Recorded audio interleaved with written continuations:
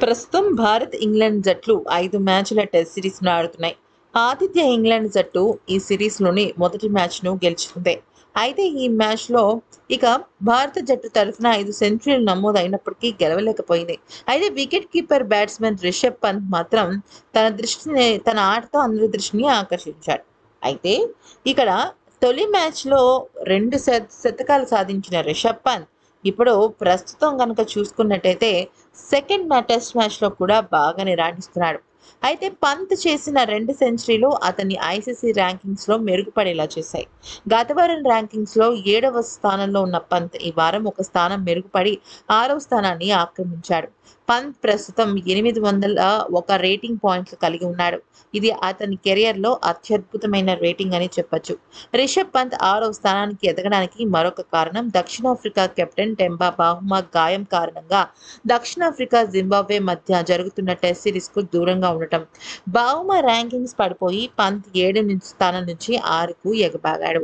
England ఆటగాడు Joe Root ప్రస్తుతం జరుగుతున్న టెస్ట్ సిరీస్‌లో అద్భుతమైన ఫామ్‌ని కొనసాగిస్తూ బ్యాట్స్‌మెన్స్ ర్యాంకింగ్‌లో తన అగ్రస్థానాన్ని నిలుపుకున్నాడు.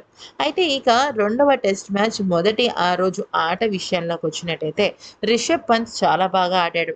కాకపోతే యశస్వి జైస్వాల్ అలాగే శుభ్మన్ గిల్ వీళ్ళిద్దరి ఇన్నింగ్స్ చాలా అద్భుతమనే చెప్పాలి.